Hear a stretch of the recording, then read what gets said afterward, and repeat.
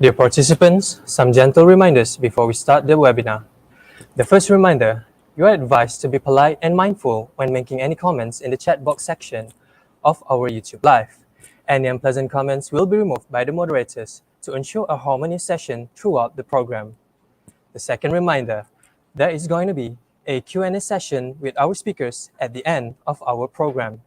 Therefore, you are very much welcome to post any question you may have for our speaker. The question will be gathered and addressed during the session later. The program will begin momentarily. I highly appreciate your cooperation and patience.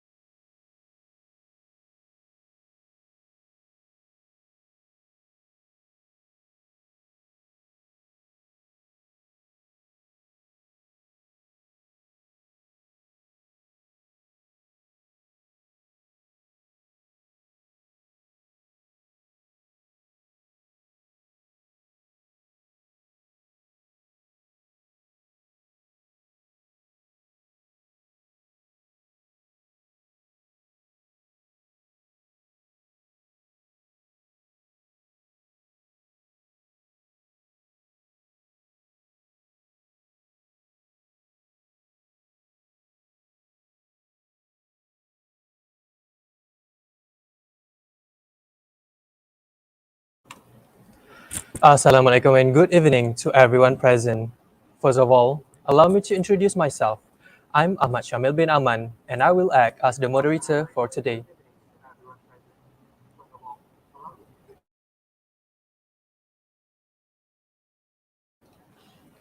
Now, may I invite everyone to rise for the national anthem and Wawasan Setia Warga UITM.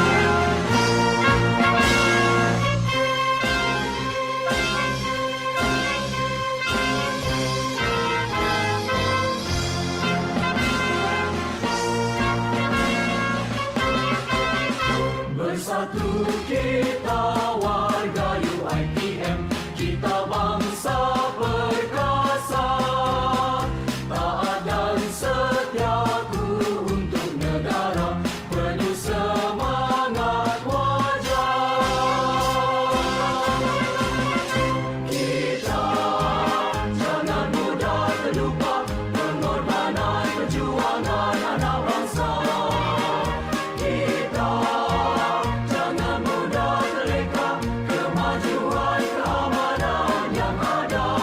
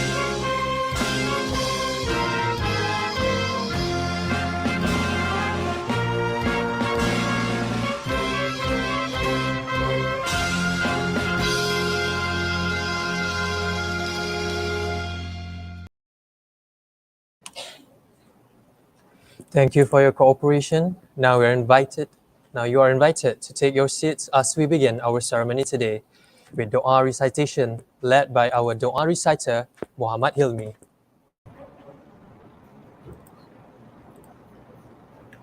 Bismillahirrahmanirrahim. Ya Allah, Ya Rahim. Praise to be God, the Lord of the worlds. Peace and blessing be upon our Prophet Muhammad sallallahu alaihi wasallam and his companions, and for those who followed his example till the judgment day. Allahumma Ya Allah, on this blessed evening, in conjunction with the speaking in Cherokee, sharing the native spirit, we beseech thee and are grateful towards you in favor of all the infinite blessing to us, your humble servant, to live in a safe and prosperous life. We seek your blessing for a flawless progress of this event from the beginning till the end. We seek your guidance to steer clear of events that would determine the progress of this event. Ya Latif, Ya Rahman. Please bless us with your tawfiq and hidayat. Please guide University Technology Mara to greatness, peace, glory, and prosperity in this world and the hereafter. Make us responsible and intellectuals. Grant us with valuable knowledge that will be beneficial to mankind in order to gain your mardatila. Make us your righteous servant that followed your commands and neglected the sinful act. Please forgive us for our wrongdoing. Ya Munzilal Barakat, bestow peace to our beloved country, Malaysia. Preserve us from any threat and disaster, either man-made or natural disaster. And to you, Ya Allah, we seek for security and prosperity upon us, our leaders, and our country. Bestow patience in us in order to face the challenges from you. Please accept our deeds and please reward us accordingly. Rabbana alaika tawakkalna wa alaika anabna wa alaika man nasir. Rabbana atina fid dunya hasanah wa fil akhirati hasanah wa qina azabannar. Wa sallallahu ala sayyidina Muhammad wa ala alihi wa sahbihi wasallam. Alhamdulillahirabbil alamin. Amin, Amin, Ya Rabbal Alamin. Thank you, Muhammad Hilmi, for leading our Dua recitation just now. May Allah bless our ceremony and everything goes well today. Inshallah. Assalamualaikum and very warm greetings to our honorable guests. Associate Professor Dr. Anilka Aziz Hussein, Deputy Deans of Academic Affairs of Academy of Language Studies. Dr. Datin Aini Farida binti Azizul Hassan, Head of Center for English for Professional Communication, LG 240. Associate Professor Dr. Aini Akmal Muhammad Qasim, the advisor of Sulam ALS for 57 course. And to all our audience that are joining us today through our live feeds via YouTube. First and foremost, I would like to extend a very warm welcome to all of you for our event today titled Speaking in Cherokee, Sharing the Native Spirit. Special thanks to all the audience for making time to join us as we discuss our topic today. Also, a huge thanks to the main committee and all of the Bureau who have been working very, very hard in planning this project.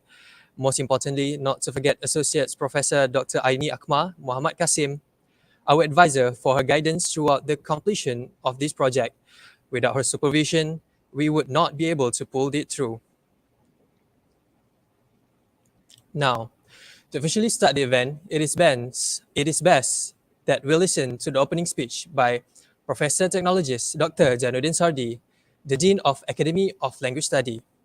Sadly, he is not able to join us here tonight due to his demanding schedule, but he has recorded some speech for our viewing.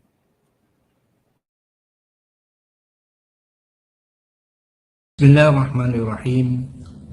Assalamualaikum warahmatullahi wabarakatuh.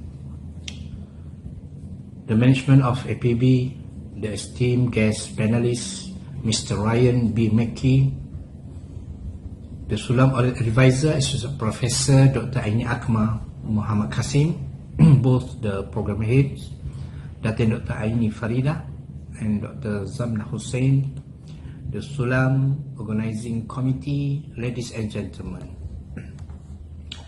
First of all, I would like to extend my gratitude to Allah subhanahu wa ta'ala for bestowing upon us this opportunity to gather here today.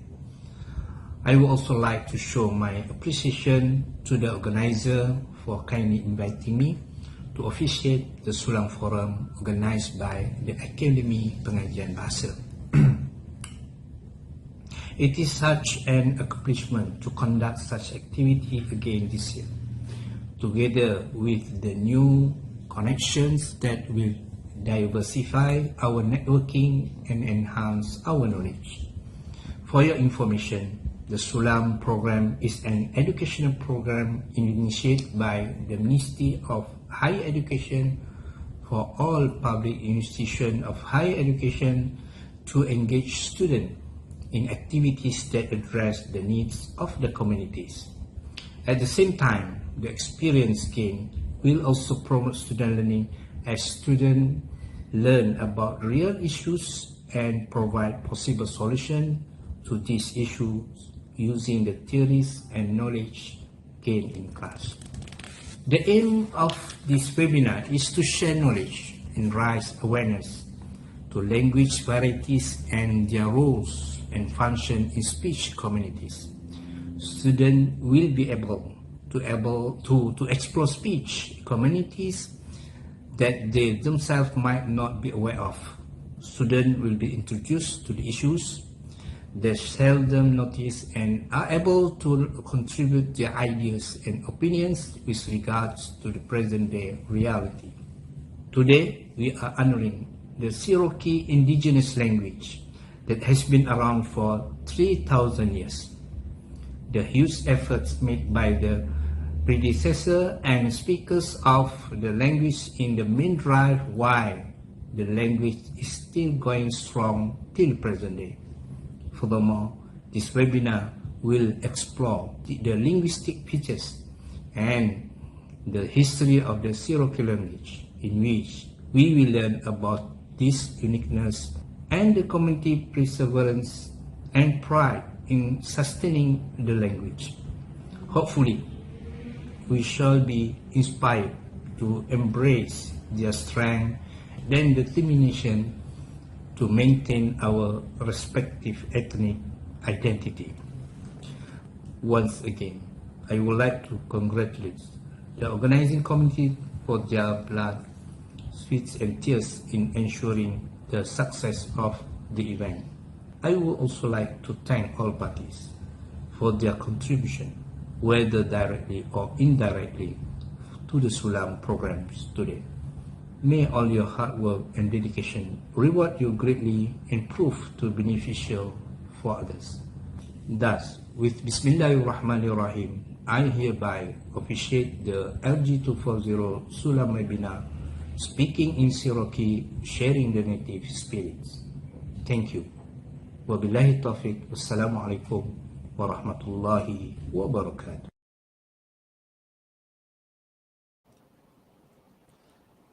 We thanks Professor Dr. Janudin for taking some time out of his busy schedule to record his opening speech for our webinar tonight. We sincerely hope that it would serve as a blessing to the execution of our program tonight. And with that, our webinar, Speaking in Cherokee, Sharing the Native Spirit, has officially begun. I believe the audience today are all pretty much excited, just as much as I am right now. I hope all of us will have a wonderful session and learn something new from our respected speaker. Ladies and gentlemen, let me first provide you with some background about the speaker. Living in the Cherokee Nation Reservation, he was born in a town called Bartlesville and now resides in Tahlequah, Oklahoma, which is the capital of Cherokee Nation. Currently, he is a native language activist, Cherokee Nation certified language teacher, known as a certified master Cherokee speaker, second language speaker, Cherokee literate, and has been a teacher for 22 years. In addition, he is also involved in professional education programs such as designing curriculums for class and basic language learning using immersion methodology, holding classes on Cherokee history and culture, training participants and teachers in classroom management, immersion methodology, literacy development, and so much more. Audience, please give a round of applause to our guest today, Mr. Ryan MACKEY. Assalamu alaikum. Siêu nè gà đông. WAHDE scale Salakan Tawadong Wiza. My name is WAHDE. My English name is Ryan MACKEY, and the English, is the language that most everybody around me speaks on a daily basis. But in our Cherokee communities, we still have our traditional Cherokee language. And so I'm honored to be able to use my Cherokee name, WAHDE, at home, in our communities, and also at work. I'm proud to say that I'm a Cherokee language teacher, and we have operated several successful initiatives in the last probably decade to ensure that our language will continue from this day forward. It is an honor and privilege to be here. I want to thank everyone responsible, especially the committee, for allowing this to go forth. Thank you again. Wadon. So welcome to the webinar, WAHDE. Thank you for joining us. It is a great honor to have you as our speaker today. So let's begin with something that might intrigue the audience. WAHDE, we are curious to know, could you share with us the historical background of the Cherokee language? Yes, sir. We don't have written records as far back as our language has existed. For most of its existence, it was a spoken-only language. Our written language was developed 200 years ago. Last year was actually the bicentennial, the 200-year anniversary of our written language. However, when speaking with linguists, they say that our language, Cherokee, diverged from our closest language relatives, the Iroquois Mohawk language. We call them Onina Dawegi, and they call themselves Haudenosaunee. But their language and our language is no longer mutually intelligible. We cannot understand what they say, and they cannot understand what we say. So we know that it has been some time since we spoke the same language. The linguists have calculated it's been about 3,000 years. However, we do know that our language has been with us for a very long time. Not only do we speak our Cherokee language in our religious practices, we have a language that is no longer interpreted that is included in some of our traditional religious ceremonies.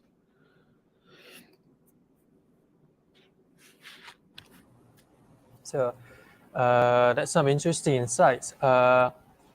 Shall we proceed with the first question? Yes, sir. So regard of linguistic features. First question, are there any similarities or difference between Cherokee and the standard English language? You can interpret. Yes, absolutely. They're primarily very different. We do not share any historical relationship prior to contact with European settlers that came to what is now the United States approximately 500 years ago. Prior to that, we have no relationship linguistically, and there's been very little cross-pollination. Cherokee is very different from English. English is more similar to German or even Spanish than it is to Cherokee. Cherokee is a part of a very large language family. In the United States now, our ancestors of various different Indian or Native American tribes spread all across the land, and they had various different languages. We believe that there were, more than 500 tribes. At this point, we don't know exactly how many tribes were here at that time, but each tribe, spoke a different language or a different dialect. And some of our languages were as different as Chinese or Mandarin is from English. So as we are all aware of, there are 26 letters in the English alphabet, So how is it for Cherokee language? Is there any difference from both English and Cherokee alphabets? How many letters are there in the Cherokee alphabets? Yes, sir. Our alphabet, it's it's um, it's actually a syllabary, where English has one character for each sound. Our system, our orthography, has one character for each syllable, and there are actually 86 characters in the Cherokee syllabary or alphabet. And when it was first originally developed, the Cherokee syllabary was I'll show you a picture if possible. Um, it it has some characters that are very similar to English. When it was first developed, however, you see there, aside from the Cherokee keyboard layout, it has the old handwritten syllabary. It had a very different look to it. However, when this was developed, the goal was to put it into typeset for newspapers, for printing presses, to make books, and for other communication. And it was too detailed to translate easily to printmaking, so it was modified to make it easier to turn into print characters, and that's what we've used for the last 200 years.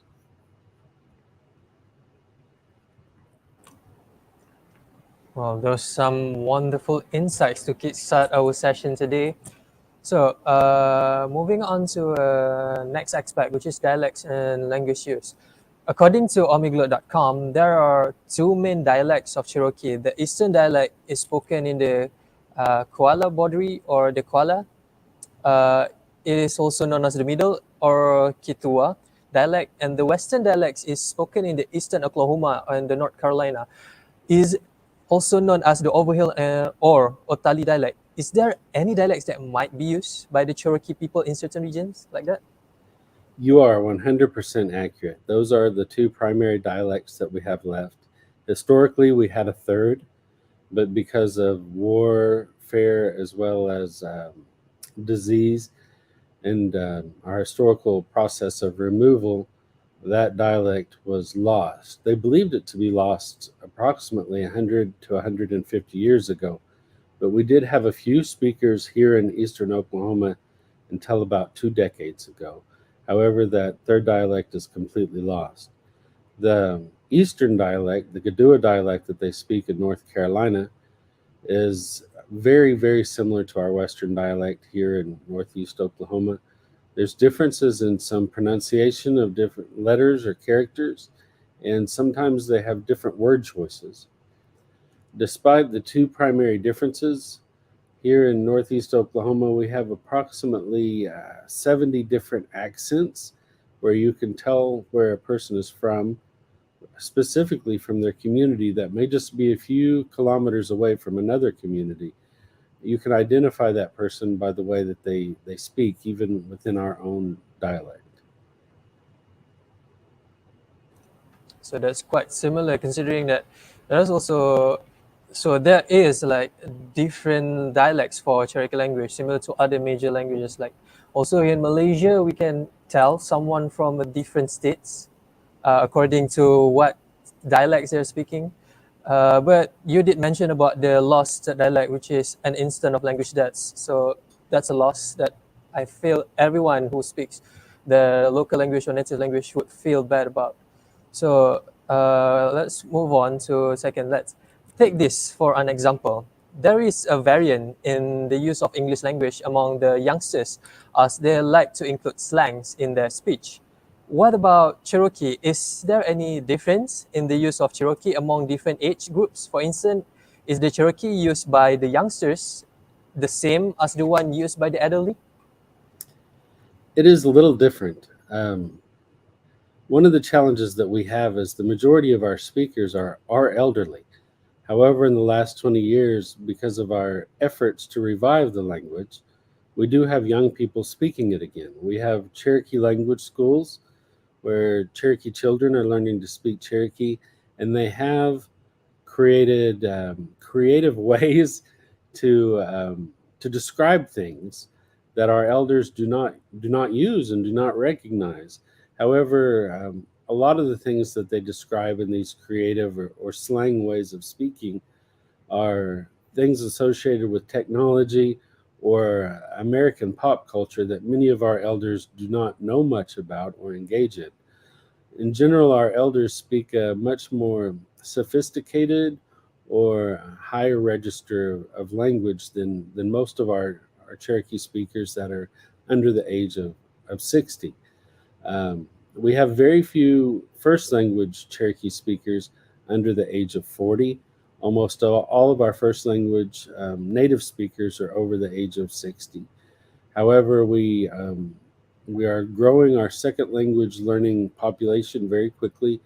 And when two young people that have learned the language as their second language get married, they're making commitments to ensure that they speak the language to their children. So as for that, the two young couples who speak them as a second language would produce their children who are going to be the first language speakers of Cherokee.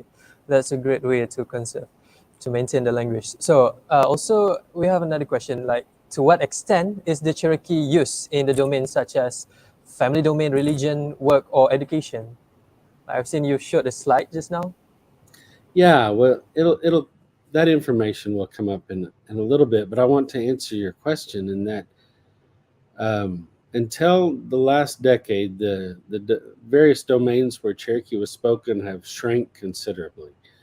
It was maintained in our traditional Cherokee churches. Many Cherokees are Christian.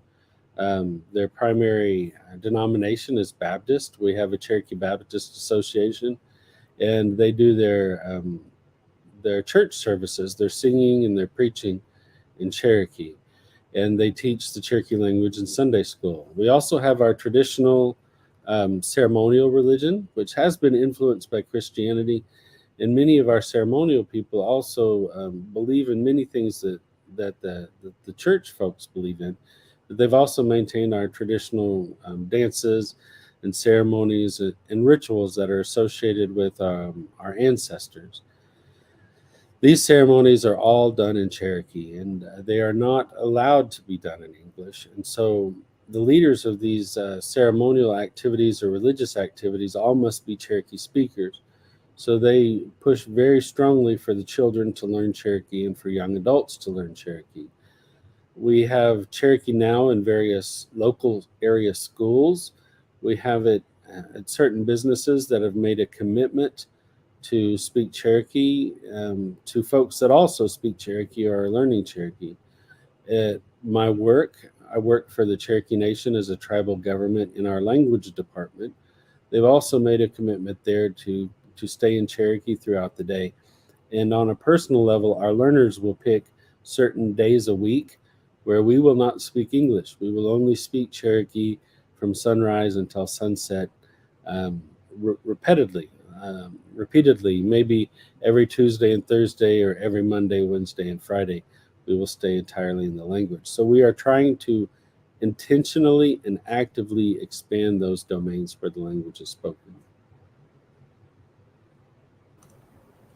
So those are some wonderful ways to try to maintain language. Again, I like the idea of Cherokee speaking day, of which like you unmanned a day of which you're gonna speak only purely Cherokee. It's a great idea. I think people from different region can also enact this instead to make sure that the dialects or slangs or even accents wouldn't be lost. Okay, you did mention that you work alongside the government. Okay, we have some infos we're going to share. Like as you see, culture is expressed in part through language. It serves a crucial social purpose by conveying ideas, belief, rituals, and promotes a sense of group identity and togetherness. Would you agree with that? Absolutely. What we've learned is that we have families and communities that haven't spoken Cherokee for generations. And although they do try to maintain cultural practices, our experience is that when the speakers are no longer in those communities and families, the cultural practices that they try to maintain fade very quickly from one generation to the next. Usually within 3 generations, most of the cultural practices, traditions, and cultural identity are gone within those families and communities that no longer speak Cherokee. So we believe that it is the vehicle that helps us transmit the very heart of our identity and our culture. And we've learned that without our language, it is very hard to maintain Cherokee identity.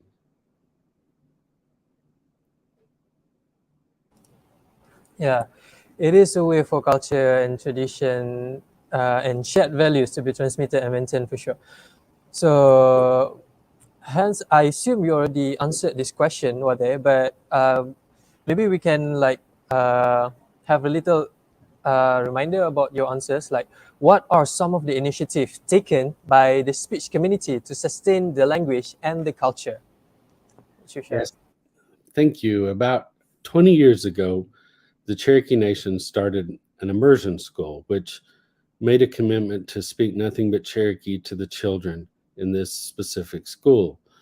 Over the last 10 years, we've expanded that to other local schools to ensure that that success continues, because we've learned that teaching it to the children is probably the easiest way to transmit the language. What we have found, though, in the last 5 years is that adults are very motivated to speak the language to maintain their cultural identity. And although it is more difficult for them to learn another language than it is for children, adults have, I guess, the willpower.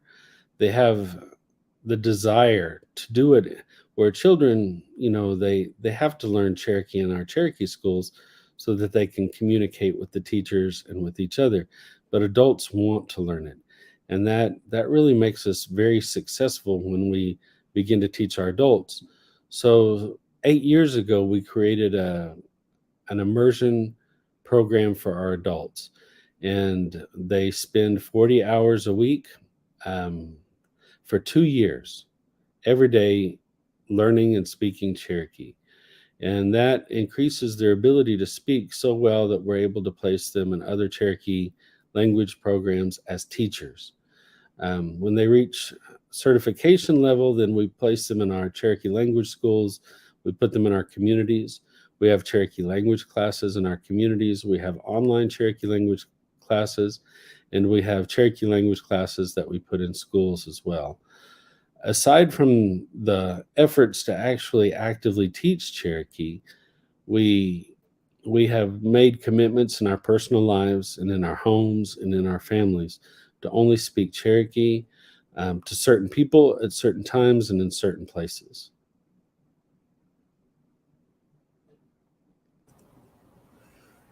Well, that's really elaborate steps, and it did took a long time. But I believe your party have been precisely refine the ideas, and for me 2 years is really a short time to learn something new, especially a new language. And I believe that the way the procedures, the methods being used by your part is really working well. So as you mentioned that you will play an active role in the Cherokee revival programs, may I know, are there any efforts carried out by outsiders, not within just the organization that you are working with, who are maybe a non-profit organization in the revival program, maybe a third party that trying to help? Right now, the only programs outside of our tribal governments that belong to the Cherokees are community programs within our Cherokee communities. We do have nonprofits that cooperate with the tribal governments and with our local communities that work together to ensure that language classes are held. Quite often, our local communities will have a nonprofit organization that helps organize them, and they'll have a community center or some other facility, and they will partner with us and allow us to come in there and use that as a a place, a setting to host language classes. For the most part, that is the primary support system.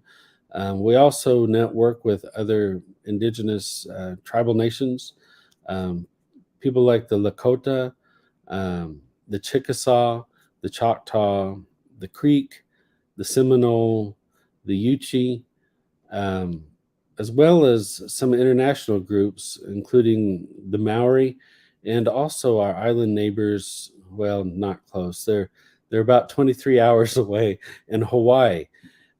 We work close with the Hawaiians to try to establish, a good strategy for our language programming. There are a few other tribes that we've recently created relationships. One is the Ojibwe, and the other is the Dakota. And there are a few of the Pueblo tribes in the Southwest that we interact with. And we all try to share different strategies and methodologies that we found to be the most successful. What's interesting is that because our languages are often very different from one another, some things that work for Cherokee might not work for another group. That when we visit with Lakota or when we visit with the Pueblo, they have a different social system. And so sometimes they could do things that we can't, or vice versa. So that's, you're working with different tribes from different, what it means you have like this information transfer between these tribals, which is a great thing, because sometimes we don't know, like, this particular party manage to excel, and by sharing the information we can save a lot. We can save the time to research for new ways, and it's actually good, like, to give strength to the minorities also. So according to Giles, the maintenance of language is largely rested upon three factors, which are: A, the size and distribution of the speech community; and B, whether the institution are supportive towards the use of language; and C, the attitude of the speakers themselves. Therefore, based on your experience, WAHDE, what could be the most challenging feat that you have experienced in helping the society to maintain the language? The first of those three, the population, is probably our biggest challenge. We have over 400,000 Cherokee citizens within the United States. We have that many people that are legally and biologically, ethnically Cherokee. However, we have less than 2,000 first language Cherokee speakers. That is much less than 1% of our population. About half of our population is within the state of Oklahoma, and about a third of our population is within our reservation boundaries. The Cherokee Nation is a reservation within the state of Oklahoma. And what we've learned is that because our people are spread out all across the United States, that it is really hard to maintain the language. But for those people that are primarily living within the Cherokee Nation, we're able to focus our efforts on these local language communities. But 2,000 first language speakers, we don't have a lot of young people that speak Cherokee very well. And so we're working hard to create teachers. We're working hard to learn as much as we can from our elders before they retire or they pass on from this world. These maps that we have displayed here, you see the United States, it's in Cherokee down below with all the various colors. The state of Oklahoma is right there in the middle. It looks like a hand pointing. It's right above Texas, which is the biggest state on the map. We are actually from, the Smoky Mountains, which are on the East Coast. We had parts of North Carolina, South Carolina, Virginia, West Virginia, Tennessee, Kentucky, Georgia, and Alabama. And that's that small map up in the corner. And we were removed from that area approximately 150 years ago, almost 300 years ago. or pardon me, 200. Well, no, I guess it would be almost 300 years ago. No, it would be 200. I can't do math this morning. It's still early for me. In 1838 is when we went on what's called the Trail of Tears, de Geje las Tana, and that's when we were removed from our homeland. There's still a small group of Cherokees in North Carolina, as you mentioned earlier, that speak a different dialect, but they have less than 200 speakers, first language speakers there. We have almost 10 times as many here in Northeast Oklahoma. The majority of our population was removed here.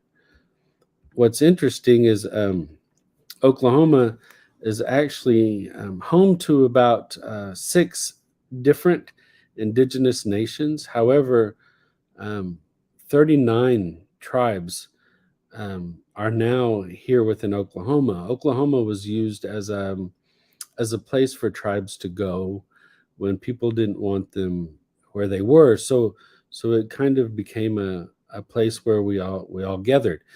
We were one of the first tribes to come here, so we were able to choose our land ahead of time, and we chose land with a lot of water, a lot of natural springs, and really tall hills, not quite mountains, but almost the same as our homeland in the east, in the Smoky Mountains.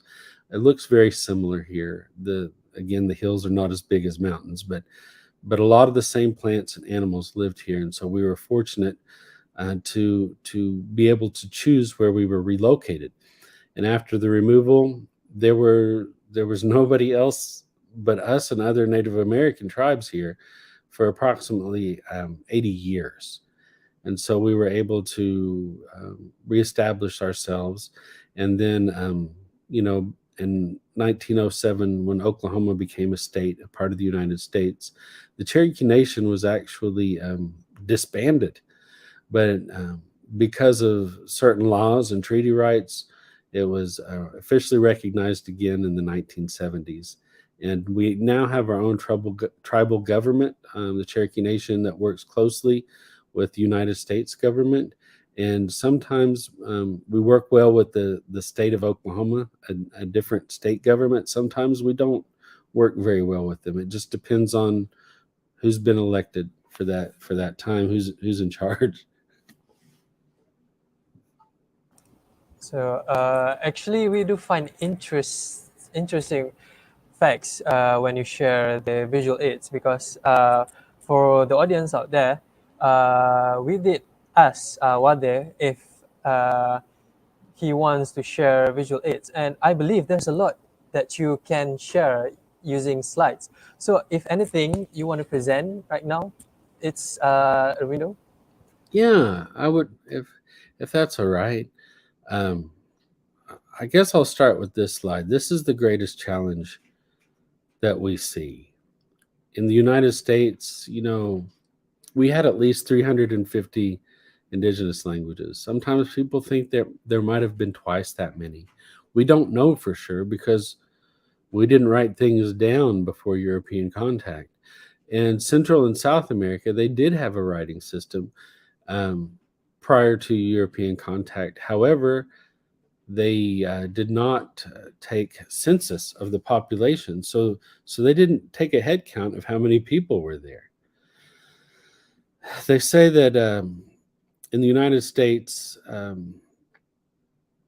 right now there are 115 Native American languages. We have a good grasp of that, and based upon the math, the algorithm says that if things continue, we will lose 79 of those 115 in the next 20 years. So Cherokee is, according to the numbers, all of our first language speakers being elderly, they think that it might go away in the next 20 years. And we worked really hard to ensure that it will not. We are still working. We have a ways to go. But in my PowerPoint here, I wanted to share a little bit about our most successful language program, and that's where we teach the adults. It's the Cherokee Language Master Apprentice Program. We call it Chilak Gawonahist Aniwisusk, which means Cherokee Language Planters. When we started this program, there were just a few people in it. However, it has expanded. We've quadrupled in size. in the last 2 years. Cherokees look different. We have about 20,000 Cherokees that are only Native American, that don't have any European ancestry or African ancestry that we know of. They just are Cherokees. 20,000 is not very many compared to our, more than 400,000 citizens. So a lot of Cherokees have been intermarrying with Europeans and other groups for the last 200 years. And that means that we come in all shapes and sizes at this point. This immersion program doesn't just limit it to folks that look Cherokee or come from really strong Cherokee backgrounds. We try to choose people from diverse backgrounds because we want them to be teachers, and we want them to interact with each other and get to know one another, different kinds of Cherokees from different places, so they'll be more effective teachers. These are some of our first language speakers. 2 of these 3 women have passed away since this picture was taken, but the one that's in the gray coat, she's one of the first teachers that came into our program. Her name is Diane Cora Flute, and she's an amazing Cherokee speaker. These are some of our students. Every day they go around and they greet our guest elders. We have guests that come in and help, but we also have a Cherokee speaker in the classroom every day that visits. We try to set up our classroom where it looks like a home in some areas, and in other areas it looks like a kitchen, and other areas it looks like a classroom. We like to visit elders in the community, so we'll take field trips to go to elderly homes, hospitals, caregiving centers to visit with people. We find that a lot of our learners, they have parents or grandparents that speak Cherokee. And although they've had a relationship where they speak English, once they start learning to speak Cherokee to one another, their relationship often gets very, very strong. This is the community of Evening Shade. They have a different dialect of Cherokee there, slightly different than the Tahlequah dialect. Kenwood is actually where my family's from, and although I was born in Bartlesville, I consider Kenwood my home. They don't have hospitals in Kenwood, and so a lot of people have to go outside of the town to be born elsewhere. And these are some of my learners, one of our teachers, and some of my family members. Here's some more learners that were in Kenwood, and they were visiting with elders. This is an elder nutrition site where elders go to receive free lunch. We can eat there too, but we have to pay money. Here is our first class. There are 3 of our teachers here. There's me and another teacher that helps, and we have just a few learners, but our program has really, really grown. This is the next group, and they doubled in size. We use different standards. We don't test them based upon the academic content that they learn. They're there to learn to speak and communicate. So we evaluate them based upon their proficiency, and their proficiency is what they can do in the language. We've taken these standards that were provided and we've adapted them for Cherokee. That's the estimation of how many speakers we have, between 1,500 and 2,000. The average speaker is 65 to 74 years old, less than 1% of our citizens. So these are progressive pictures as our groups grow in size, as we have more and more learners. These are the maps I showed previously. It shows that the United States is a large area where Cherokees live. We're actually all over the world at this point, but we're concentrated in the Cherokee Nation Reservation, which is part of the state of Oklahoma. We have 14 counties here, and we're very proud of our land base. We have a very supportive administration. Our elected government, we have a principal chief who acts a lot like a president or a prime minister. His name is Chuck Hoskin Jr., and he's very supportive of our language. He provides a lot of resources. The tribal council supports us. We have wonderful leadership that want to ensure the survival of the language. Since 2015, we've graduated 32 students. Initially, our first class only had 2 that graduated. Our second class had 4. And we just keep scaling it up. And we're going to open new centers where more classes would be available to adult learners that want to teach Cherokee.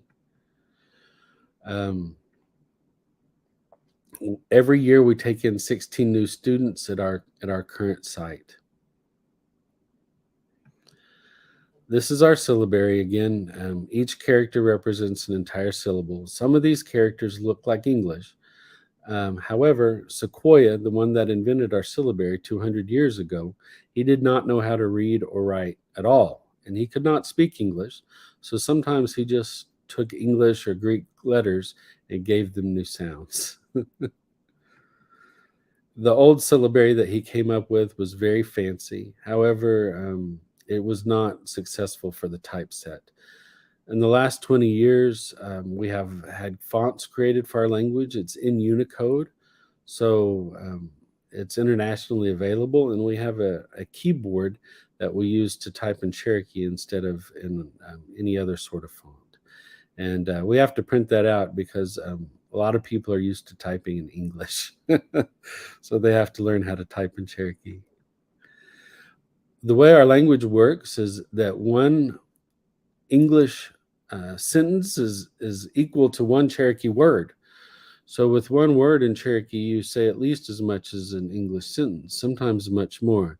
Every verb has at least 4 parts. It tells who's doing the verb, what they're doing, how in time they're doing it, and when they're doing it.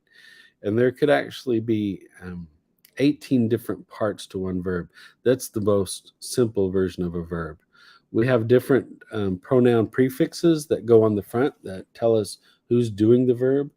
And then we have 10 pronouns that are separate. Aya is me, nihi is you, na is he or she. We don't show gender. Nihni is you two, nisti is me and you, nosti is me and another, nidi is me, you, and another, nidzi is you and others, notzi is me and others, and nani is they. So we have different ways to show plural and dual subjects.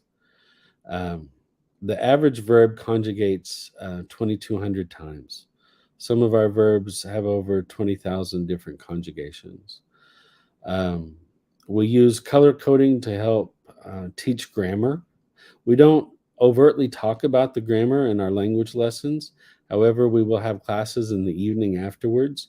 Our language sessions are done in Cherokee, and we focus on using communication to teach. We don't want to talk too much about the language, but there's a list of words here that are multicolored that are question words, and these are survival words.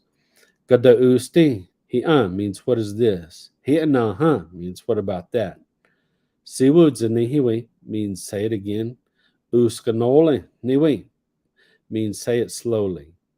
Gadoadi means how does one say this? So I could say gadoadi fork, and that would be yagi. Playa want means I don't know, and playa go league means I do not understand. So these are survival words. First things we teach our learners so that they can stay in the language, to use the language, to learn the language.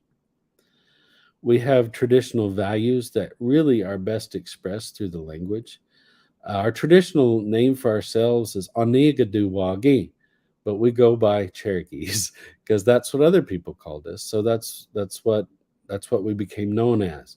But we are Onigadu Wagi, and those folks that follow our traditions believe that these teachings are the heart of those.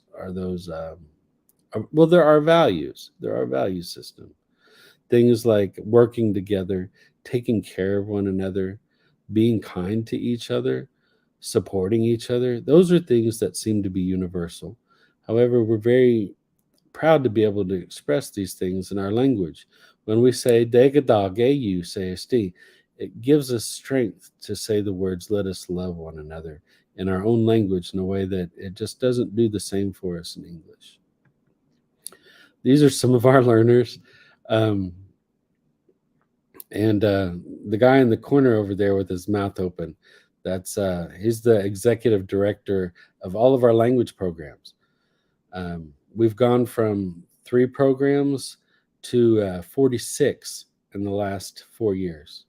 So we are working with our tribal government and our leaders to absolutely make certain that we have every opportunity to ensure that our language is successful. These are some of our learners. That was me back when I had short hair. And this is kind of the sad slide. And these are kind of the stats. Not only is there a concern for indigenous or native languages in the United States, there's a global community. Many people around the world are losing their languages. They say that by 2060, 80% of the world will just be speaking a few dozen languages. So I hope it's not like this in Malaysia, but it seems to be like this in most places. That it's easier to understand when everybody speaks the same language. The languages of our local communities, our local states, our different tribes and ethnicities, those languages sometimes feel like they get in the way of communication and progress. And if that's all you know, I can see where that might be a challenge. But what we've learned is that people can speak many languages. And the more languages you speak, the smarter you are. So we don't have to give up our ethnic languages to be global citizens. We don't have to give up our identity to be patriotic and proud citizens of our nations. We've learned that when we do have our own identity, it strengthens our nations. Diversity is sometimes a source of strength. And then this is just, thank you. Thank you. So that was some interesting sharing with the visual aids. The last remark that you did about language, you did mention that you mentioned about you hope that it's not like this in Malaysia. Well, that's why we are holding this forum, this program, because Sulam for LS 457, our main goal is to introduce the minority language that are present here in Malaysia.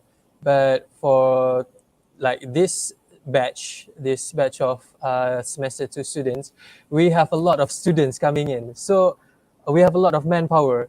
And for that, we are taking initiative, not just like to introduce the local languages, minority languages available, for example, from the East and West Malaysia, but we have another groups that can do it for the international level. And that's why we trying to do something to introduce endangered language in a sense. Even in Malaysia, we have a lot of slangs and dialects, approximately 500 different, we can say 500 different slangs or dialects, because we have the indigenous people, we also have the locals from the West Malaysia, from the East Malaysia, from Sabah, Sarawak, and also even every state almost have their own dialects, which also we see as a language. And that's why we held this program, Sulam for LS 457.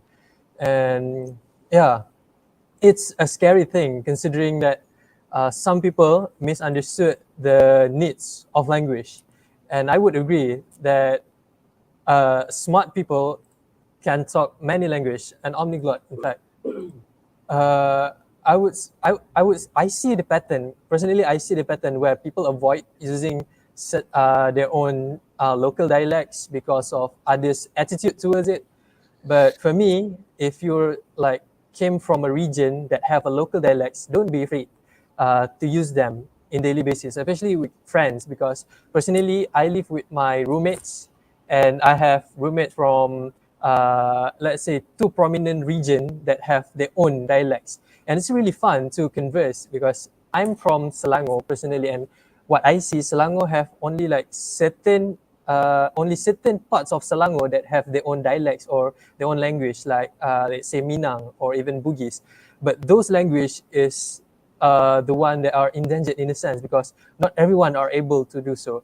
Like I'm part Javanese, my mom's and my grandfather are from the Java, the state of Indonesia. So my repertoire in my level in Javanese is not that high. I can understand certain words, but I'm unable to reply, and that's pretty sad for me myself because I like to be in the community themselves. But I believe it's hard for me to learn because it's really hard to learn something when you're like at certain age. And yeah, I believe when you have your own dialects or your own language, you need to be proud to carry that thing as long as you know where to use it. If it's in the education domain, yeah, maybe we need to centralize to a language. If it's in the working environment, they have their own specific language. For example, some private companies might enact that you need to speak English, or maybe you need to speak Malay, which is our national language. But for me, if you have the ability to speak your own dialects or your own language themselves, you need to carry that thing.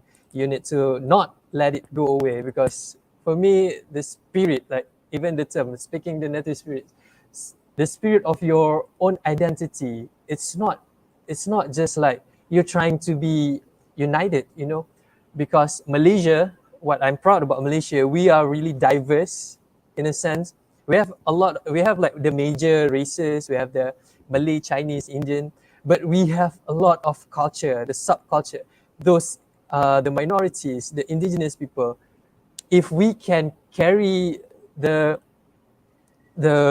awareness that these are really important, like we have a lot of things. Our culture is what we have. We are proud of, because Malaysia, we have a lot of holidays because we celebrate almost every celebration, every major celebration. So we have a lot of holidays. Maybe it's like for a short period, not even like a week, but again, it's something that to celebrate the identity, the culture of our nations. We have a lot of backgrounds, people from different backgrounds, and for that, I would ask you a few more questions before we move on to the Q&A. Do you feel personally? Do you feel that more should have been done to increase awareness of others? Let's say not just Cherokee, or maybe even other different languages. Like you said, you work with different tribes. So, do you think there's a need to increase the awareness? Yes, sir. And I want to thank you for sharing your experience and your knowledge and your opinion about the local situation in your personal life when it comes to language learning and maintaining your identity. And I think that that's what people need to do. They need to share these things. And yes, not everybody necessarily needs to learn Cherokee. However, everybody comes from somewhere. And as you pointed out, it may be important to use one language for education or a different language for your job, but it doesn't hurt to maintain who you are. And that comes from your family, and to a large degree, that comes from your language and your background and how you were raised and your values, which we've talked about already. The best vehicle for that is our language or our dialect. And when we have elders that speak one language and children that speak a different language, and they do not understand each other, it is very difficult to pass our identity on. When we troubleshoot in a language that is different from our values and our beliefs, then our values and our beliefs are not necessarily informing our decisions in the way that they should be. So I think the best thing we can do is share our experiences. In the past, we've lived under an assumption that one language is best, and that if you speak your native language or native dialect, that it gets in the way of learning a language shared by more people. And that's just not true. It's just not true that everybody can learn more than one language. I have people in my family that are handicapped, that can speak both Cherokee and English, and obviously they learned it as children, but for children, they can learn languages very easily. And we want to expose our children to as many languages as possible. As you pointed out, Polyglots are generally considered to be quite intelligent. So the more language our children are exposed to, the better off we are. And for decades, maybe centuries, we've lived under this false idea that you don't need more than one language, at least in the Western world. I think, in an effort to come together and create kind of a larger community, people have pushed the idea of one language first. And I can see where one language is very important for that. But what they also said is that any other language got in the way. And that part was not true. And I think that we should do a better job of supporting people to speak their languages from their communities, from their homes, and from their families. And I think it does a great disservice when we can't encourage that to our own people, to our own friends, and to our own family. That's the one message I think is very important to spread.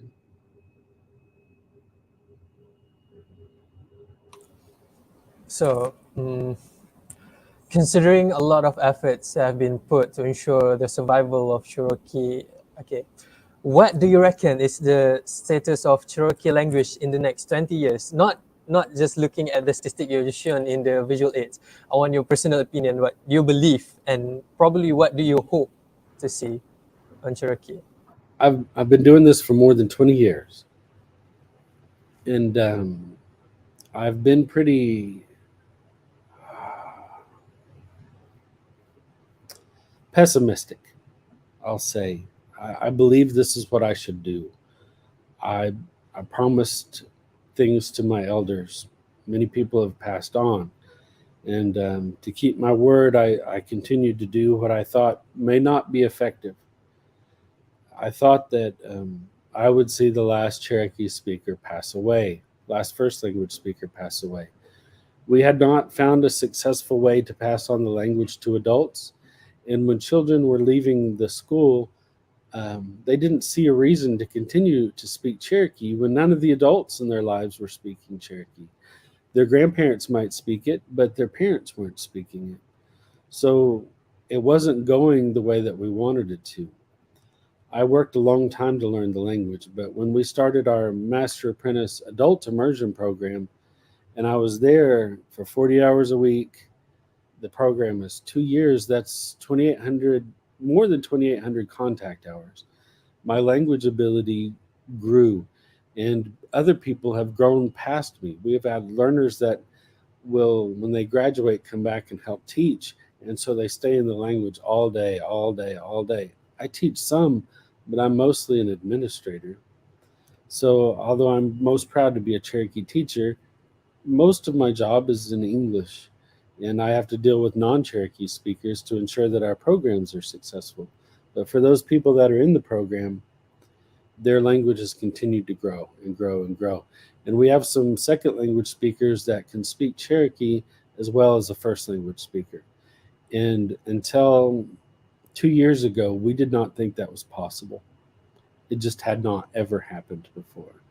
And so for the first time in my life, I can see that not only is it possible for us to be successful, that if we continue to do what we are doing, we will be successful. And in 20 years, maybe my grandchildren will be able to talk to your nation and talk about how successful we've been in Cherokee. So that's quite like a personal sharing. I'm about to tear up actually. Okay, but yeah, I love hearing the stories. Like sometimes you say that you need to keep on spirited, need to keep the spirit, the efforts going on, because for me, some people just they have doing this for a long time, and there's a period of time where you're feeling like it wasn't fruitful enough, that the efforts put isn't going to give any results.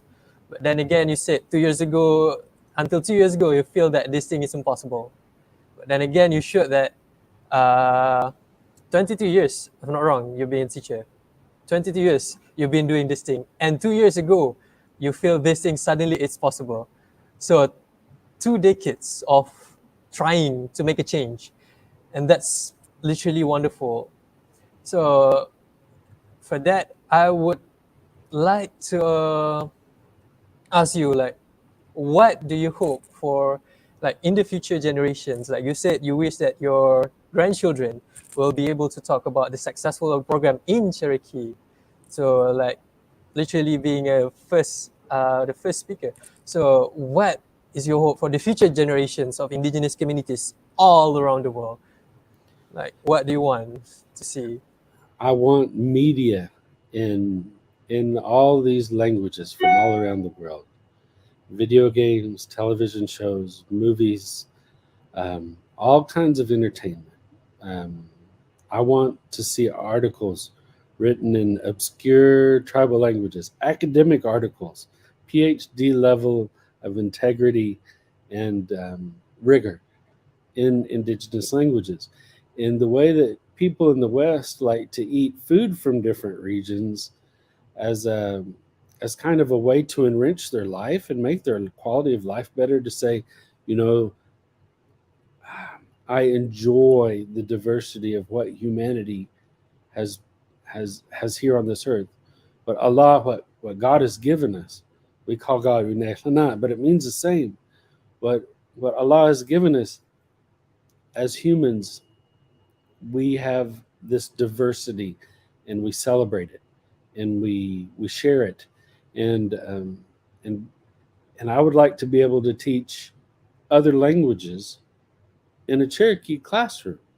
So most of our English schools would teach Spanish or French or some other European language, sometimes Mandarin. From an English perspective, they'll use English to teach these other languages. I think in our Cherokee schools, we should teach not only other tribal languages, but world languages, and maybe even tribal languages from other parts of the world. Not for financial purposes, because I'm not going to make a lot more money, learning to speak some obscure language. However, personally, as a human being, I find it intellectually, socially, and spiritually rewarding to engage in learning about other people. And I believe the best way to learn about them is to learn a little bit of their language, and to really get to know people, you really have to know how they think and how they feel in their heart, and that's best expressed in their own language. So 20 years from now, I wish indigenous languages would share with one another and support one another in an active way, not just symbolically, but one of our neighboring tribes that doesn't live very far away from us is the Muskogee Creek Nation, and their language is very different.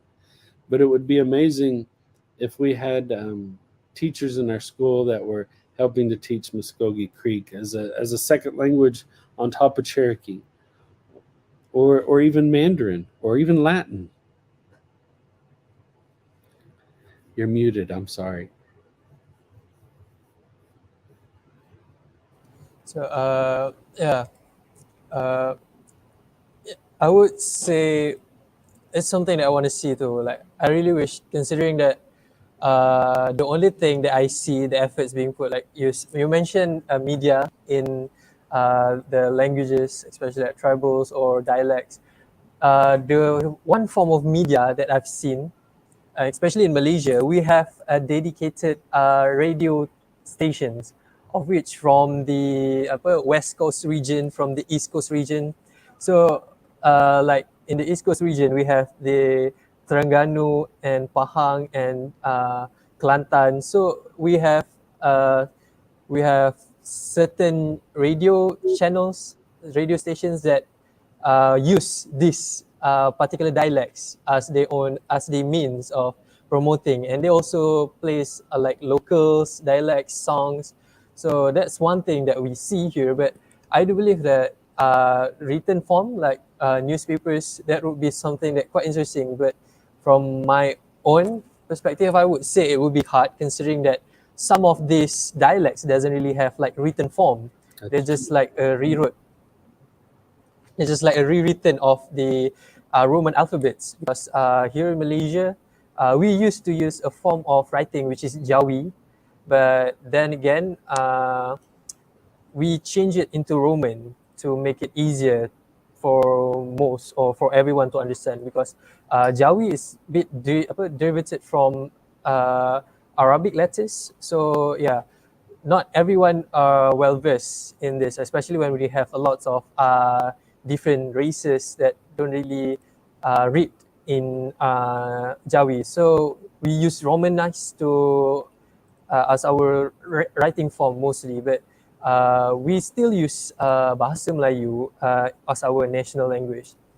And yeah, I would agree with the media, like for example, media like creative content, I would say, because nowadays we have online contents like videos, podcasts, and I do see like some famous YouTubers locally who actually use their own local dialects. Like for example, one of to be proud of is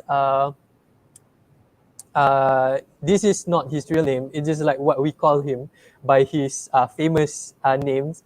We call him Joe Parai, or Joe Pare, of which he makes videos and advocates in Kelantanese dialects. And the niche, the quality of the video, the story written, they really carries what influencers can do, the power of influencer, because people who watch the videos, he have like millions of subscribers.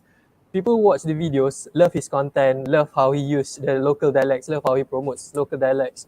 And yeah, for me, the ability to use your dialects as a attraction point of your content is also one thing that we need to remember, because sometimes people are the contents online, it's not like going to be different every time. Sometimes you're making the same content, but in a sense, if we have a uniqueness level in it, like for example, we're using local dialects, but we put on subtitles for others to understand, and maybe we teach a bit of that, would be really intriguing and really educational at the same time. For example, making skits, it's going to be like comedy skits, or maybe it's like a drama skits, as long as it's something that well written, interesting.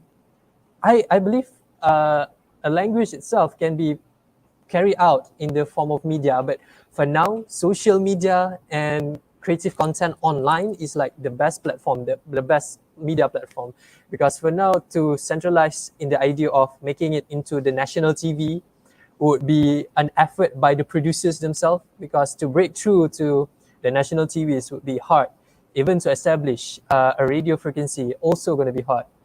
But creative content like videos, audios, podcasts, it's something that I believe anyone who want to carry out this thing, we can do like transcribe of the creative content for people who are going to listen to podcasts and read, because that's one way to enjoy podcasts.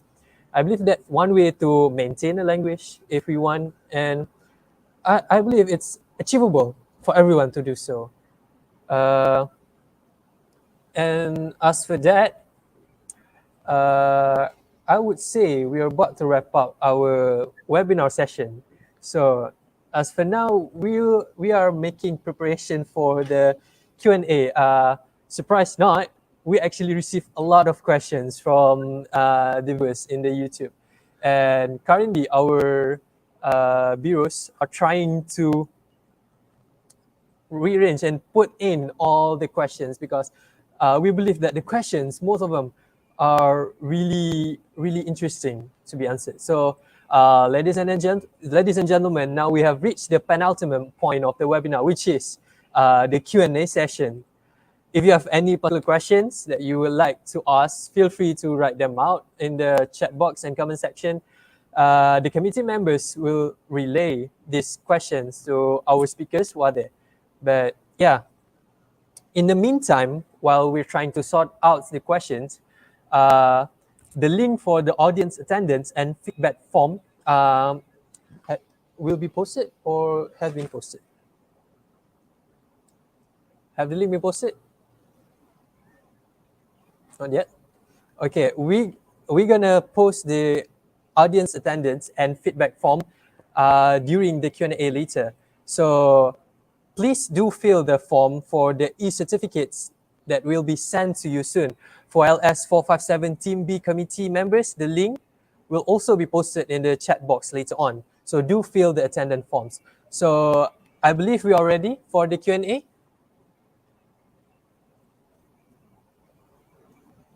So that's the first question. What are some of the reasons that have led to the Cherokee language being critically endangered? There are quite a few. One of the most interesting is that in our traditional value system, we're supposed to be accommodating. So when their elders speaking Cherokee and a young person walks up to this group of elders, the elders will often switch to English because I know the young person will understand that and they don't want them to feel left out. So when you have a group of people that are trying to accommodate and allow others to feel included, then they often will switch to the most dominant language. And that has significantly exacerbated the decline of Cherokee. Initially, though, when Cherokee was the most dominant language, probably 100 to 150 years ago in the Cherokee Nation at least, the primary challenge was that non-Cherokee speakers that came in, folks from the United States, government officials, they believed that the Cherokee language held us back intellectually and socially. They believed that our indigenous people were inferior. Some believed it was inherent, like we were biologically inferior. Other people believed that it was cultural. And so at some point, when people, out of love and a progressive idea of inclusivity, decided that our inferiority was not because of something biological, but because of something cultural, they wanted to make our lives better and make us better by changing who we were. And the best way to do that would be through language. And so there was a very intentional effort for people that might have had the best interests in mind to try to change us. Well, we weren't inferior biologically or culturally. We were just different. And because of that difference, they didn't understand us. And we probably didn't understand them, but they were in power. They were in authority, and they imposed this idea that we should speak English and we should do things like Western Europeans should do them. And my tribe, the Cherokees, were some of the first to meet European settlers on the East Coast. And so we were some of the first to interact. And because of that, we made friendships with them. And sometimes we wanted to please our friends. Sometimes we believed what they had to say. And a lot of Cherokees were willing to, look at a different way of living and thinking and speaking, and chose that. No missionaries initially forced us to become Christian. Cherokees invited Christian missionaries into our nation to establish schools, because we knew that the only way we would survive as a people would be to understand these newcomers that had come to our land, that had so much power, that had so much technology, so much influence. The only way we would survive is if we learned what they had to offer. And we knew that. So we accepted it. But somewhere along the way, we lost our own idea of who we were. And many of our Cherokee people, in an attempt to become more like the English and later the Americans, wanted to become American and wanted to engage in that and participate in that. And in the process, they lost their desire to pass on who they were. There was always a small, or at least a core group of Cherokees that wanted to maintain their identity. But when so many other Cherokees have decided to accept mainstream American identity and become acculturated, then that small group becomes the minority. And at that point, when we start to accommodate the majority to make them feel comfortable, we begin to do more and more things just to fit in, just to be cool, just to not be ridiculed or looked down upon. We want to fit in. We want to be good hosts because we believe this land is our land. And when people come here and they need things, we believe it is our job to provide for them. And sometimes that means that we get taken advantage of. However, it's our duty, it's our responsibility to take care of those around us, even people that might not have our best interests in mind. And so we've become accommodating, and we believed that it was a this or that situation. But we drive cars, we have TV. I like to watch YouTube.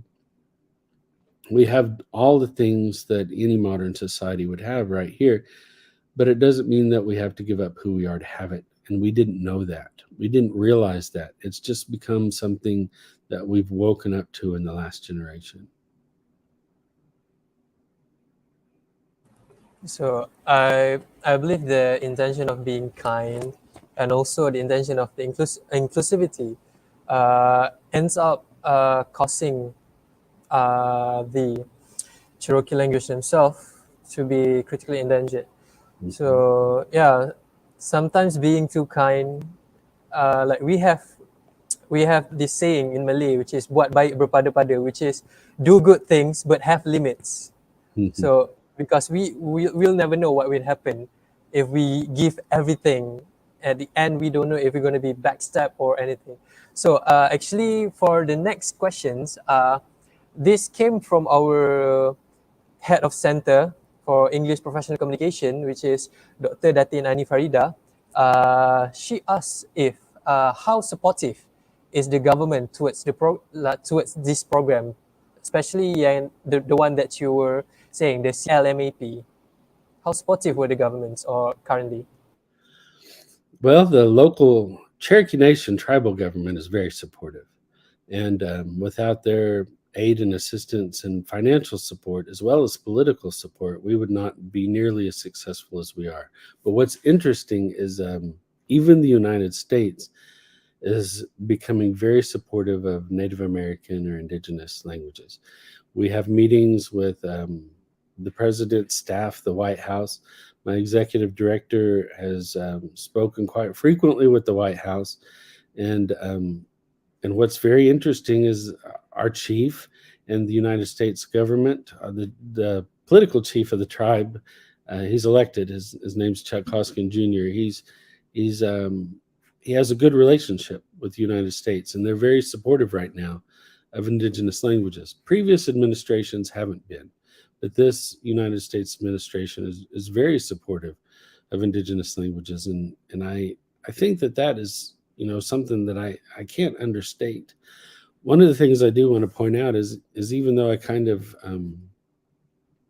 really focused on taking responsibility for our own language loss situation as Cherokee people, we do have culpability in this. However, I didn't mention, we had several wars.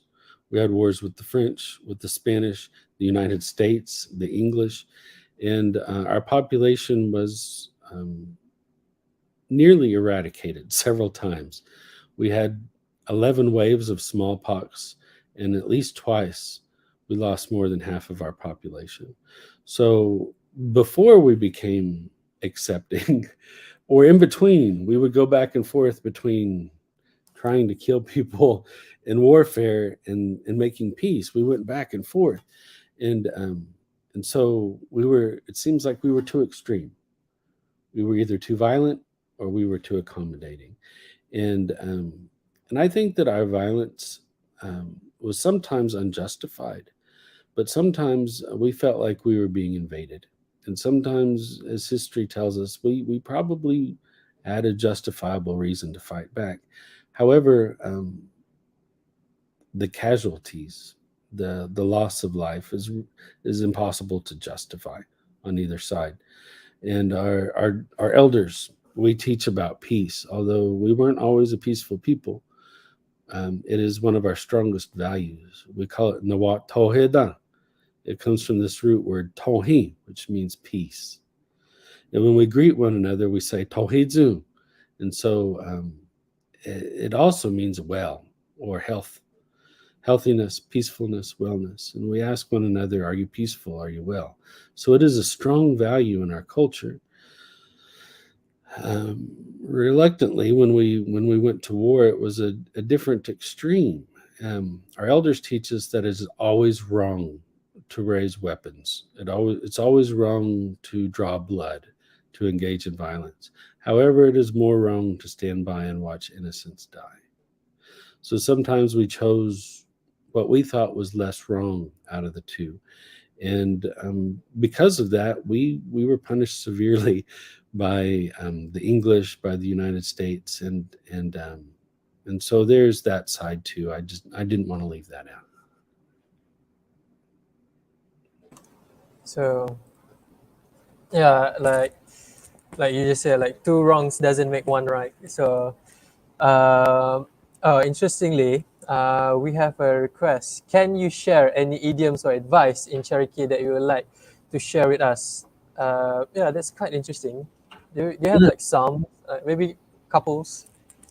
Yeah, we have a few. One of my favorites that our elders have really focused on in the last decade is Nasul Gogana. Nasul Gogana means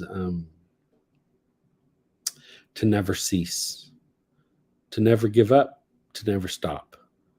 So it's this idea that even when things seem hopeless, even when you keep falling down, never give in. Always stand back up and do it again. They said that we don't have a word in our language for failure. We have a word for being beaten. We have a word for falling down. We have a word for getting lost. But we don't have a word for failure.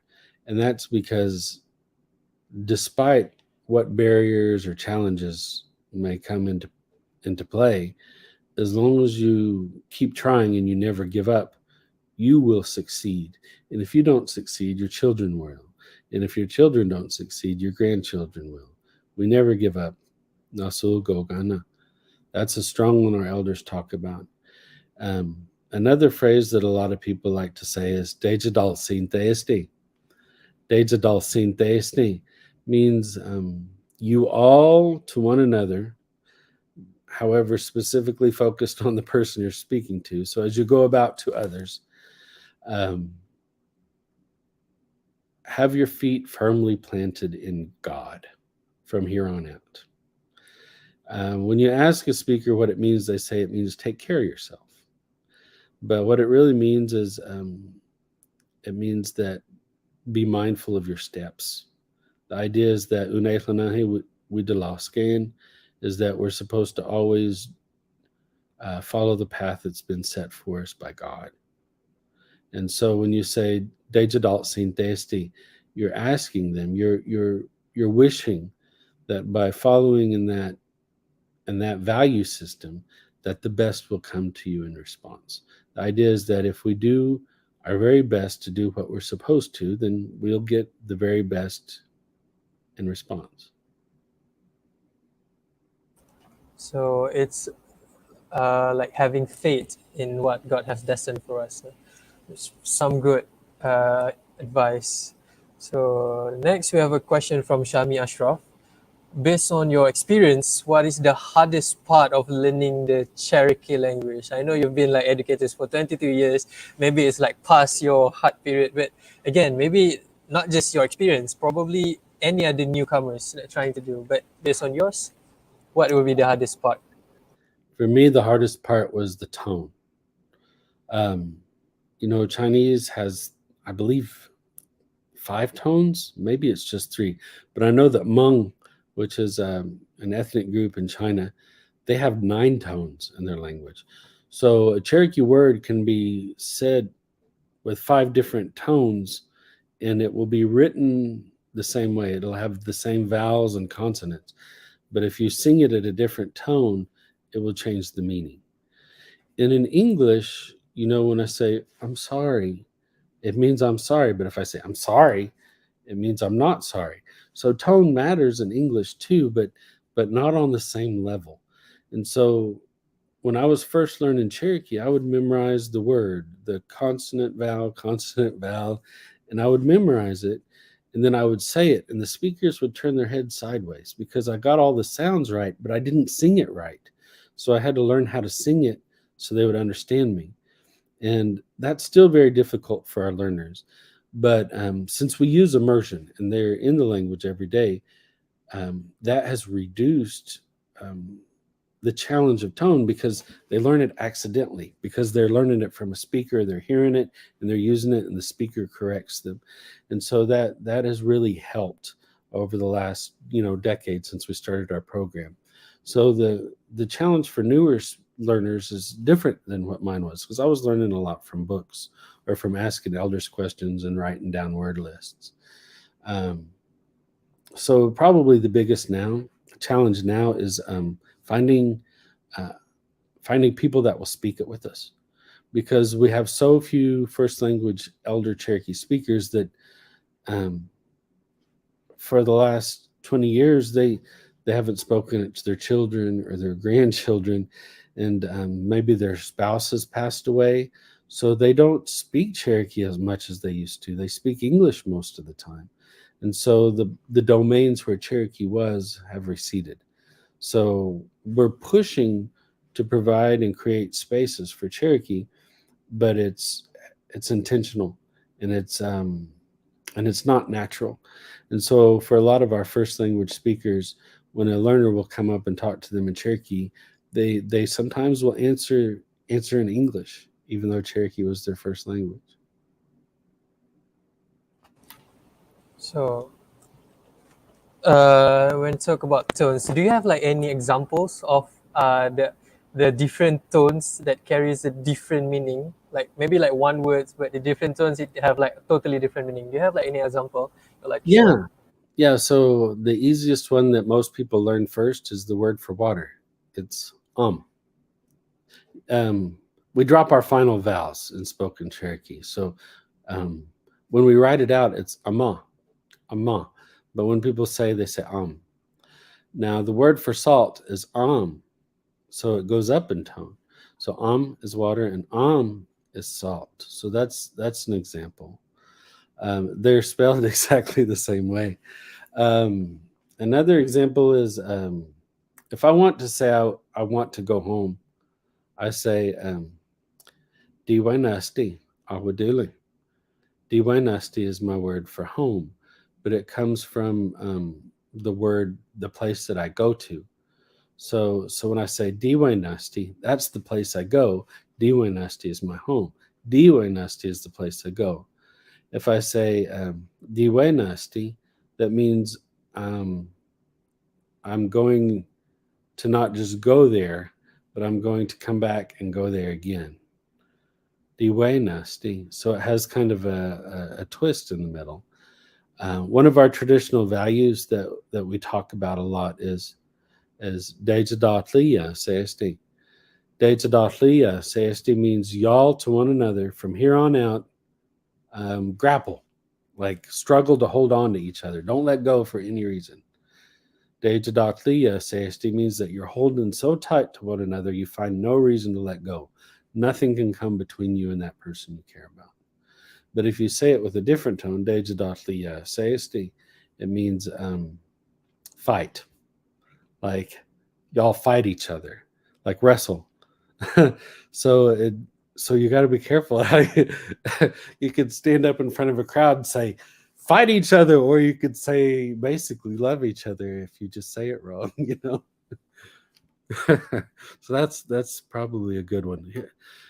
Go ahead. So that's really interesting, considering what we're going to give like a pep talk to be.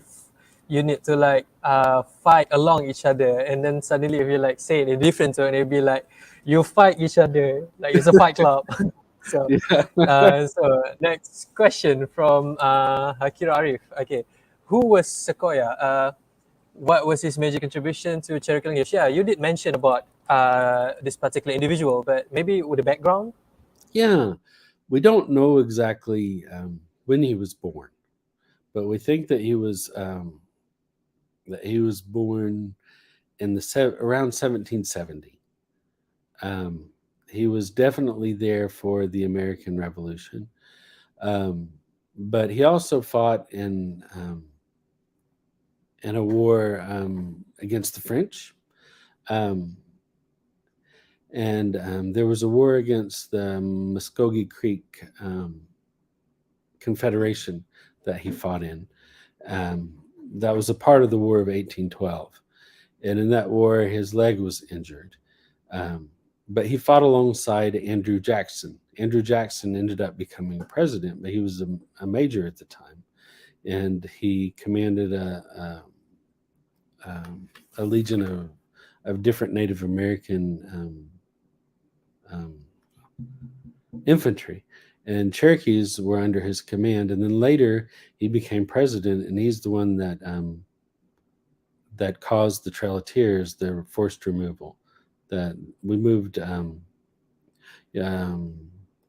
don't know the metric, but 1,000 miles from our homeland to here we traveled.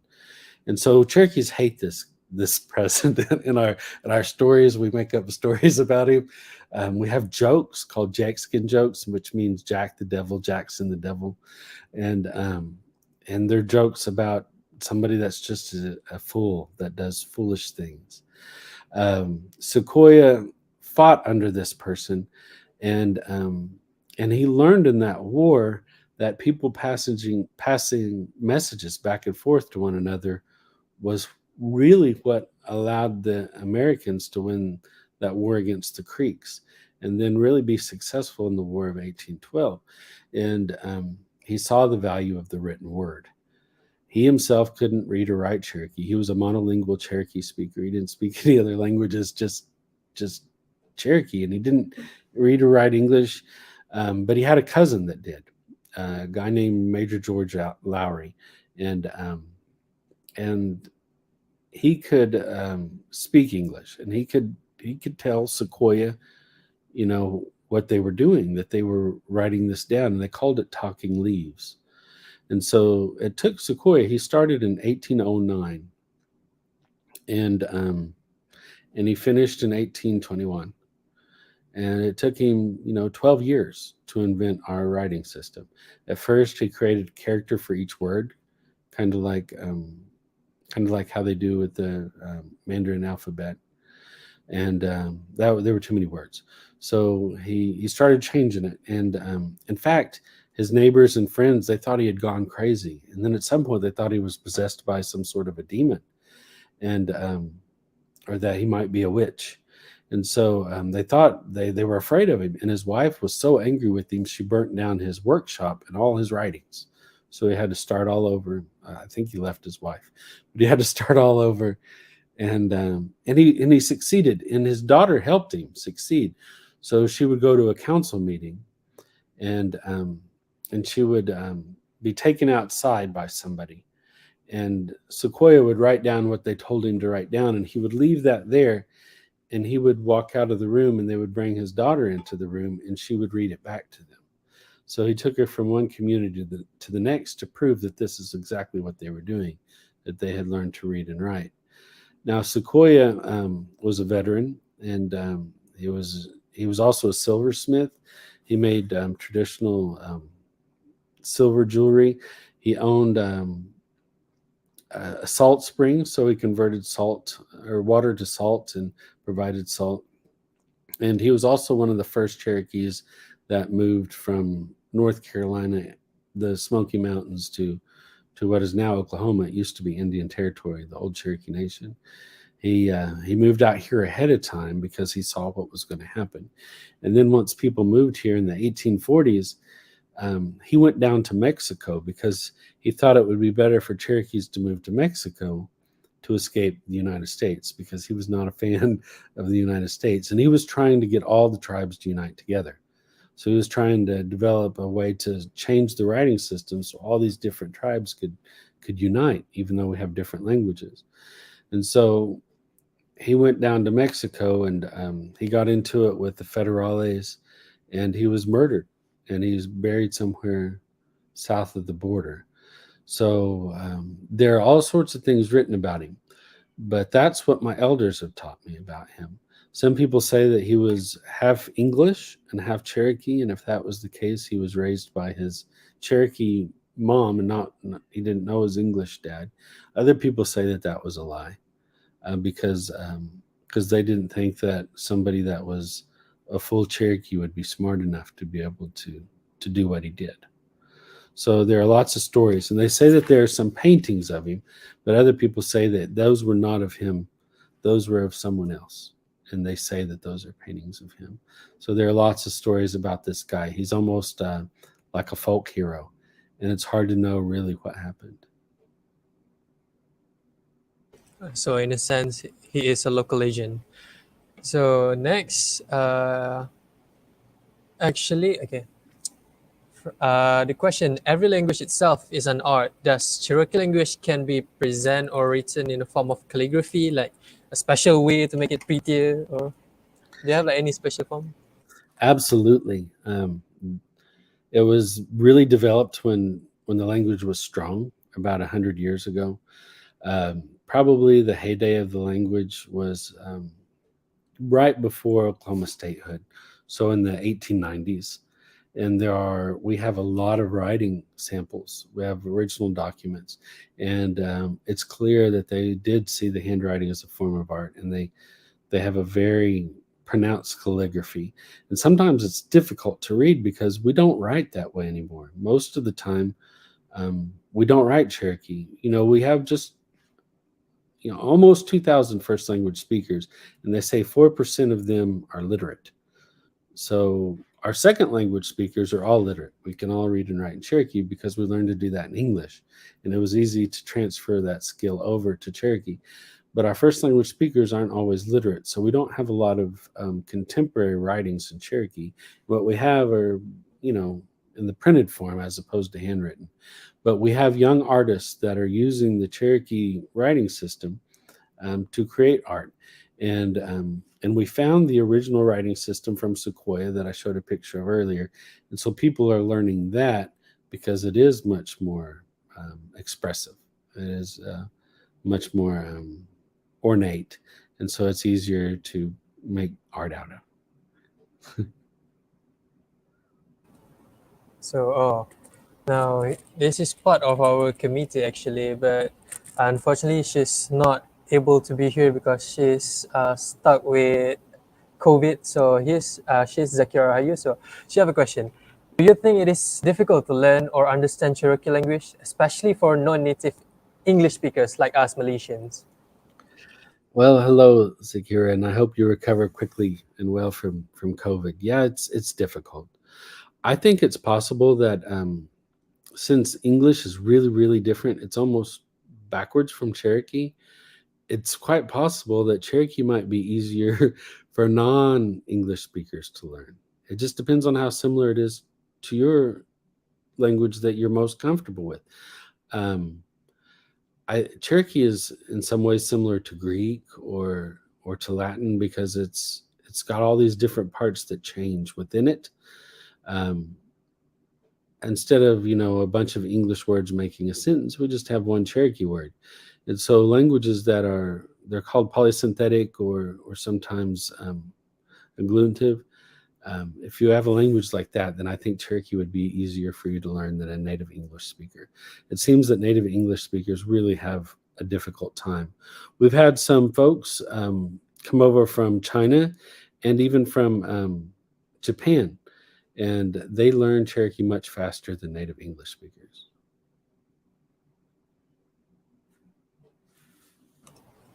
So yeah, I would believe this particular question itself shows that sometimes we doesn't have to bound into one way of communication. Sometimes languages can be passed on, especially like you mentioned, people from a different countries who doesn't really speak English as a native speakers doesn't have to use English as a medium to learn because sometimes they can find similarities between the language itself. And I believe that's almost all the question we get asked for now. Yeah, but actually, this actually one more question I found. Okay, here. So hello, Mr. Wade and okay, thank you for the information. This is from Information Bureau, actually, Anthony Chin. So I would like to ask a question. Do you think that language and culture are tied together? And can you please explain why or why not? Yes, I believe that language is the way that we express our culture to one another. We can learn a lot about culture by watching what people do, participating in activities. However, the deepest values and belief systems are going to be expressed in the language that they were most thought about in. So you think about these ideas that are very specific to Cherokee. Those ideas have been spoken about and thought about in Cherokee for the last at least 3,000 years. And so when we try to put that into English, every language has baggage.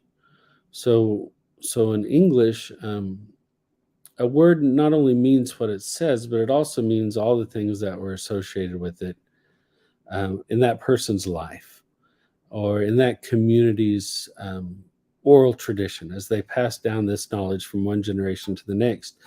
Words have more than just a simple interpretation.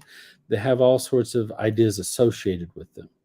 Like when we think of the word pig in English, it doesn't just mean the animal. It also means somebody that eats too much, or maybe somebody that takes too much, or maybe somebody that is oafish or inarticulate, possibly somebody that's rude and steps on somebody. So the idea of pig in English doesn't just mean the animal, it has all this baggage associated with it. So all that baggage associated with it is culture. That's really the culture. So somebody else could learn the English word for pig, and maybe if maybe they're from some small island where pigs are absolutely necessary for survival. And because of that, pigs have become very important and very valuable. And to call somebody a pig in their culture might not be an insult. So maybe it's a compliment. We don't know. It's just kind of a made up idea. But let's say in some culture somewhere, pig is a compliment, and they translate that to English, and they try to give somebody a compliment in English, and they call them a pig. So it's really not just it's not just the animal they're calling them. They're calling them something good, but what the English speaker hears is an insult. So culture is transmitted through language, not just the words we speak, but all the ideas around those words. And so when all of our most abstract, important ideas, philosophies, strategies, beliefs, and values are tied to our cultural language, then even if it's translated to another language, there's a lot that's lost. And so the best way to maintain our culture is to maintain the language that accompanies it. Who knows what came first, the language or the culture, but they support each other. Yeah, I would agree on the idea, the depiction of how people understand, especially animals, because I believe here in Malaysia we have very different opinion about dogs, because like here it can be an insult, but I believe outside dogs are pretty common. People love dogs. I would say they are cute, but here it can be taken as an insult, similar to pigs. Yeah. Like the level, it can be the same. So yeah, I would agree with that. I think that's the last question as for now. So with that, I will have a little reminder. The link for the audience attendance and the feedback form has been posted in the chat box. The audience, please fill the form so the e-certificates can be sent to you soon. For LS457 Team B community members, the link of attendance form has also been posted in the chat box. So do fill the attendance form, everyone. So yeah, I believe today's ceremony has concluded, given that the question and answer session has just come to an end. So as the moderator for the organizers, I would like to take this opportunity to express our gratitude to you, Mr. Mackey or WAHDE, the guest speaker, for such an enlightening session. And for the audience, thank you for all of you present today. We truly appreciate the audience and everybody in the comment section. And yeah, as per customs, let us rise one last time as we sing along to UITM di Hatiku.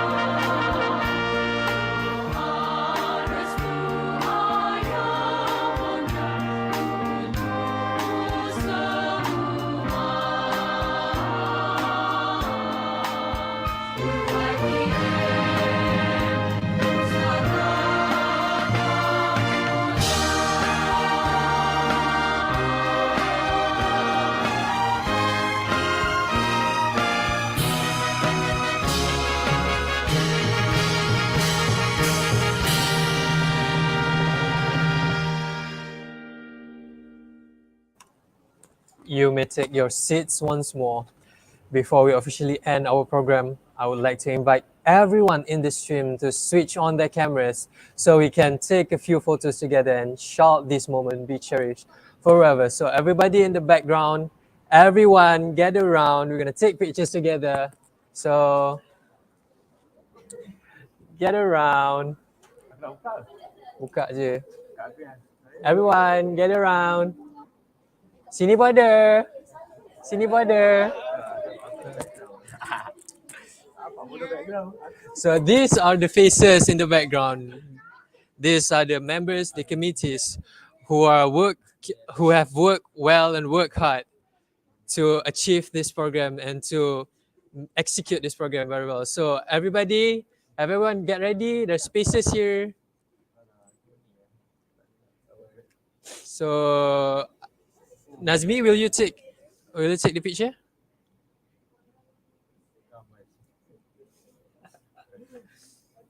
Kira lah. Someone count. Do the countdown.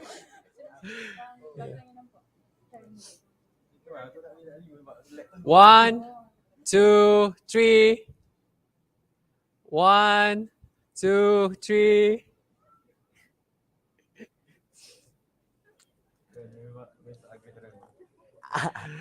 Okay. So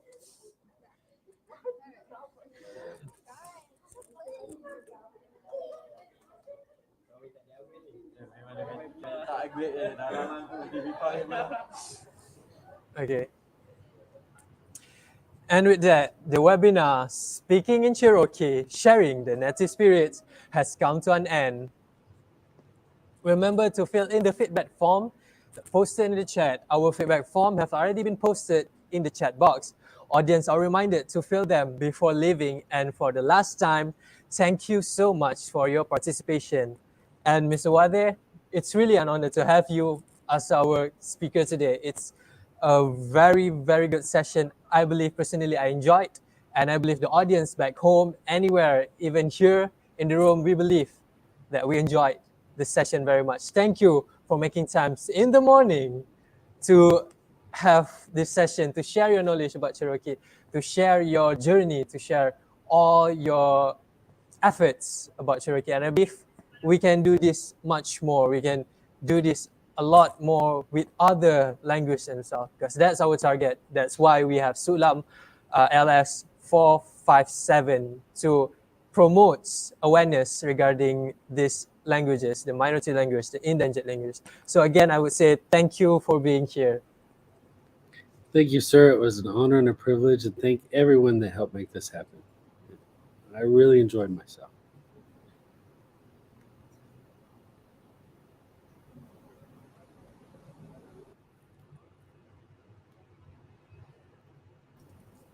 So